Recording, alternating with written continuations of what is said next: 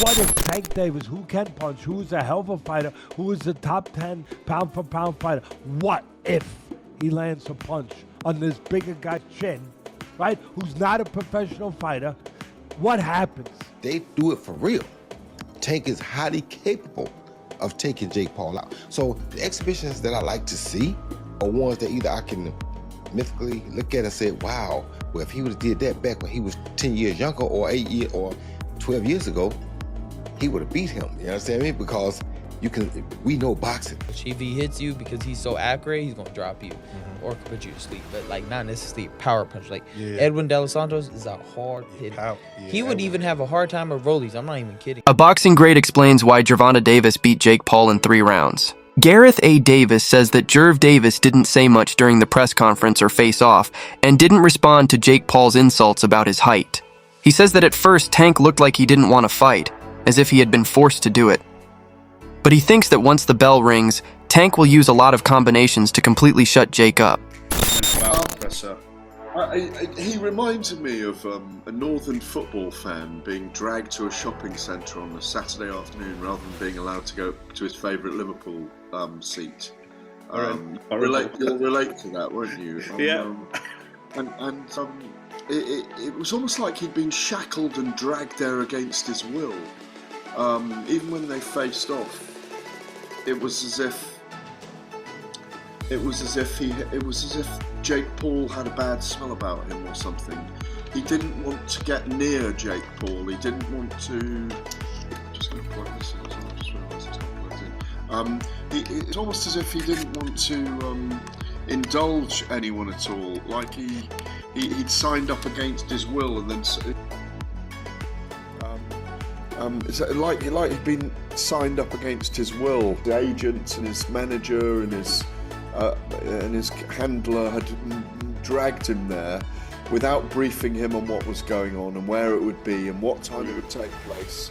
And there was this oaf in his mind standing there in front of him, this big oaf who kept posturing, and it just didn't do anything to him. I wondered at one point whether he was going to burst out with a combination of punches or something and just drop Jake Paul, who was being, measuring him up and going down to his height, and it was all very peculiar in my view.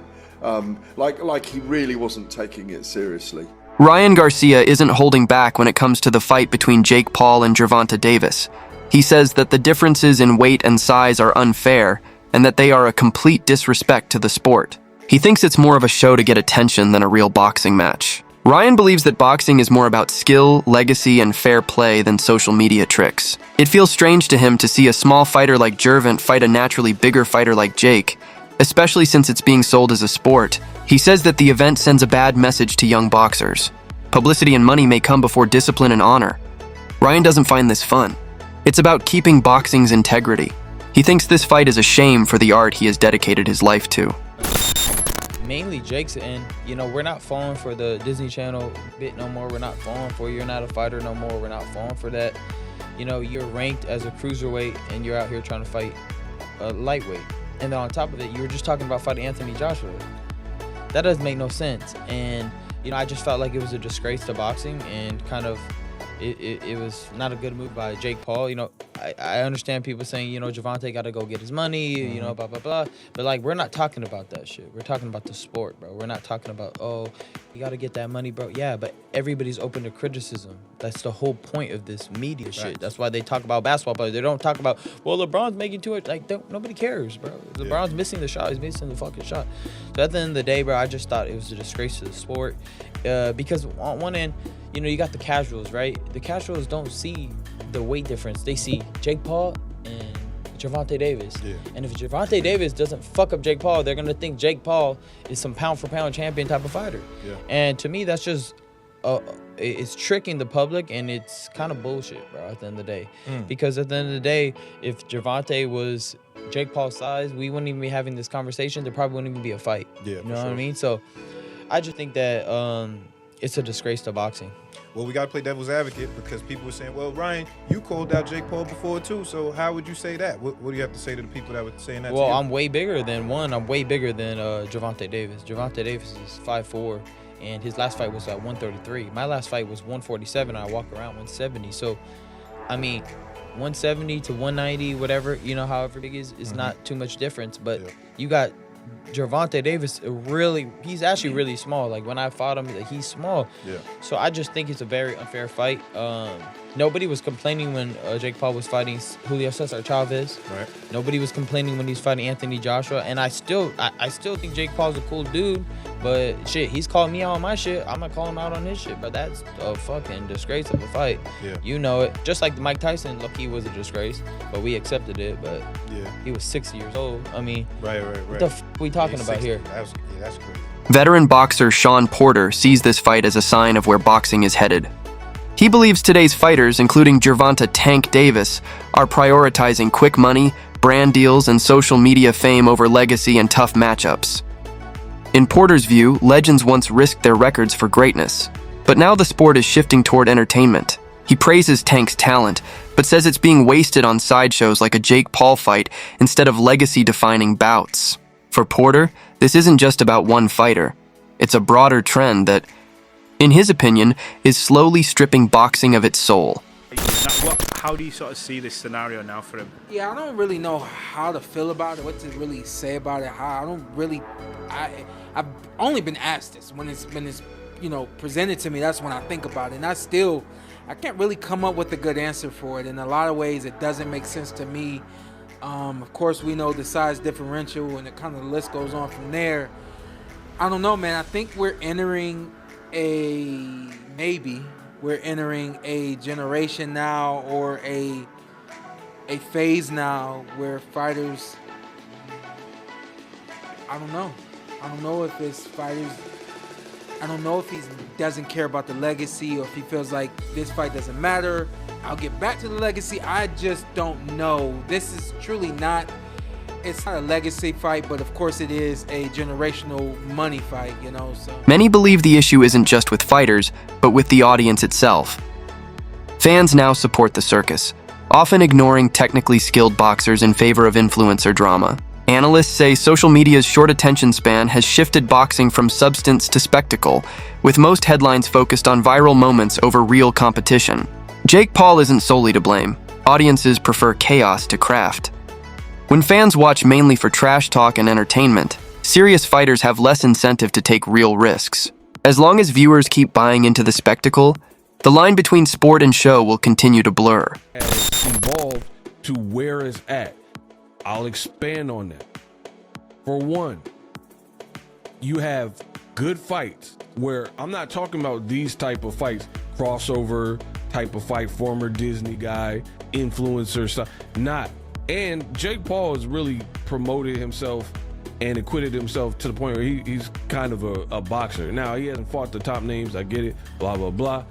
But he's doing his thing. He's training like a boxer. He's not like taking it lightly, like streaming and then working on his YouTube more than he's working on his boxing. It is what it is, right? But beyond that, let's keep it going.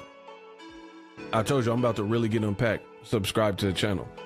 The reality is, the reason why I'm saying I blame you, the fans, is because we've had some very good fights, like David Benavidez, Caleb Plant, whatever. I'm talking in the last 5-10 years, right? Very good fights, all boxing. So not talking influencer or any type of crossover fight, right? Good fights. And then you got boxing fans in a niche sport who didn't further the exposure by advertising or buying the fight, mostly buying the fight with piracy and whatnot. So now we're at a point in this society where these companies, they're like, all right, they see the piracy is a problem. Now they're looking for sure shot, must win type of scenarios. That's why we're getting these fights that some people, purists and diehards, are calling wonky fights. You know what I mean? It is your fault. Experts worry about the big size difference between Jake Paul, a cruiserweight, and Gervonta Davis, a lightweight. They say boxing's basics, power, weight, and reach still matter, making an official fight risky and unfair. Jake can take punches from bigger fighters, while Tank must close distance against a stronger opponent. Critics say such mismatches shouldn't be allowed and see this as proof boxing's rules are bending for entertainment. I even start to break down a Tank Davis versus Jake Paul fight. Tank, a massively powerful fighter at 135 pounds, but his punch output is among the lowest in the sport. Jake has a pretty decent punch output for a guy that's 200 pounds. He hits hard in his own right, but doesn't have the skill and capabilities anywhere close, or the feet, or the hand speed, or the eyes anywhere close to Tank Davis, but has a power that Tank Davis has probably never felt, but just because Jake is naturally 70 pounds bigger than him, right? So 10 rounds, 3 minutes, who starts to show the wear and tear first? I know if Tank touches him on the jaw, it's probably not going to feel like roses, regardless if he's 135 or 150 or whatever he steps in that night. He's still a Tank and has still put guys down as he's gone up in weight, but Jake is just so much bigger. How much will the power that Tank has at the lower weight class? By disclosing the inside business dispute, Lamont Roach adds still more levels of controversy. He claims that Tank's contract called for him to rematch, most likely against a top opponent, but instead he decided to take Jake Paul for the money. According to Roach, this action indicates that Tank's priorities have changed. He doesn't need to prove himself. It's all about getting quick cash. He stresses that since boxing's integrity depends on it, true boxers honor their agreements and their word. Although Roach acknowledges that Tank possesses exceptional skill and a deadly instinct, this choice calls into question his discipline. Since Tank might have used the rematch to quiet those who question his authority, many fans feel deceived. I don't even know how you cannot have him better than Tank.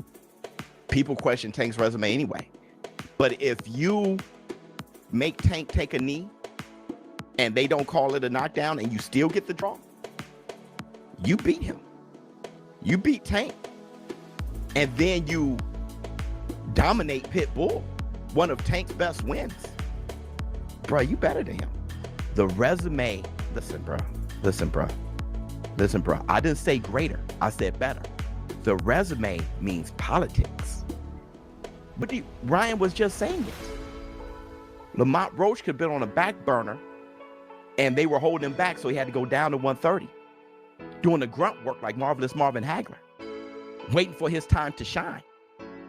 Resume, if the business chooses you, they can move you along right. He actually get cherry picked and he best Tank, and then he stops Pitbull. He's better. Y'all know how the business of boxing works.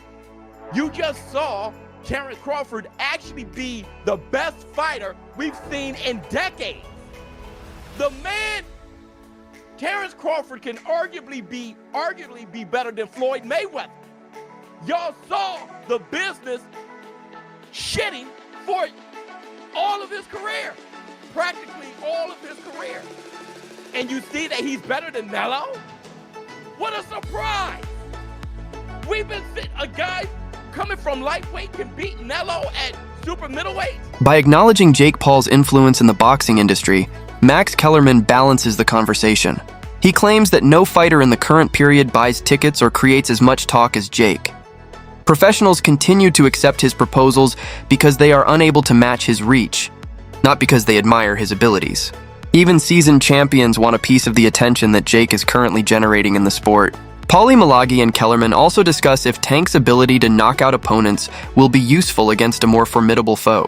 Although they acknowledge Tank's exceptional explosiveness, they doubt he will be able to overcome the physical disparity.